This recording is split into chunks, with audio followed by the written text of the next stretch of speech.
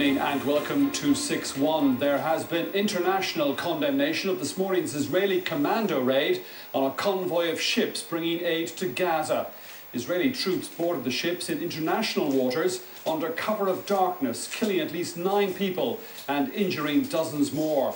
The ships, including one from Ireland, were trying to break through Israel's blockade of Gaza with a cargo of humanitarian supplies. There are believed to have been at least 8 Irish people on board the vessels. This evening, the Minister of Foreign Affairs, Micheál Martin, met the Israeli ambassador to Ireland.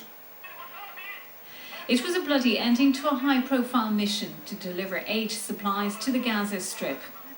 These pictures from Turkish television appeared to show armed soldiers boarding the Turkish ship which was leading the flotilla. Exactly what happened, though, has been difficult to establish, as the Israeli military censor ordered a block on all information regarding those injured or killed during the storming of the ship. But this video from the Israeli army appears to show troops boarding the ship by helicopter early this morning.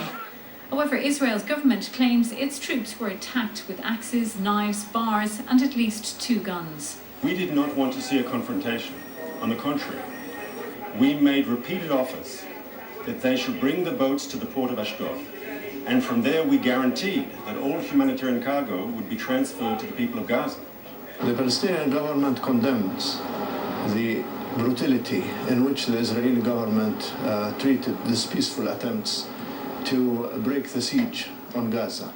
The 6 ships in the flotilla were carrying more than 700 passengers and were on the last leg of their mission to deliver some 10,000 tons of aid supplies to Gaza, which has been under Israeli blockade since 2007. The Department of Foreign Affairs here has confirmed that 8 Irish nationals were involved in the aid convoy which was travelling to Gaza.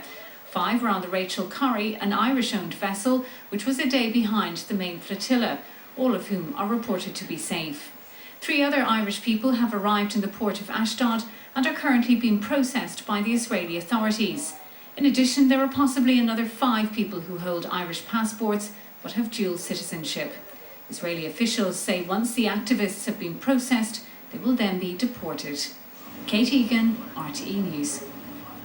Condemnation of Israel has been mounting throughout the day. The UN Security Council has called an emergency session to discuss the diplomatic crisis sparked by the botched boarding operation.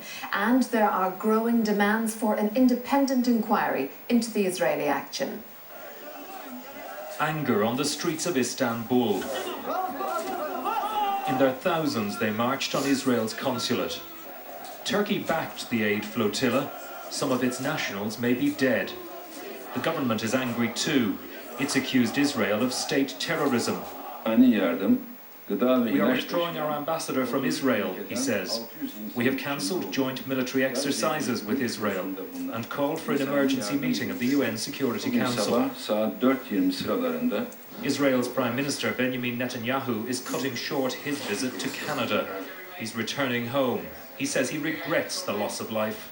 What we want to prevent coming into Gaza are rockets, missiles, explosives, and war material that could be used to attack our civilians.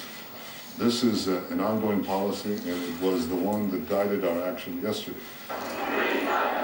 In London, the protesters marched in the city centre. Nations that Israel would consider friend and foe have united in condemnation. Washington said it deeply regretted the loss of life and was examining the circumstances. The EU wants a full inquiry, a demand echoed by the Taoiseach. I question whether in fact there could be a legal basis for the Israeli forces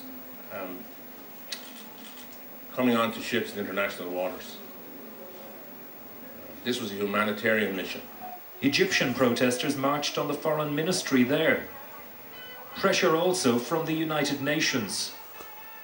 It is vital that there is a full investigation to determine exactly how this bloodshed took place. I believe Israel must urgently provide a full explanation. As the protests continue around the world, the United Nations Security Council is due to begin meeting about now. Anthony Renee, RTE News. We'll have more on that later, including live in studio, the Israeli ambassador to Ireland.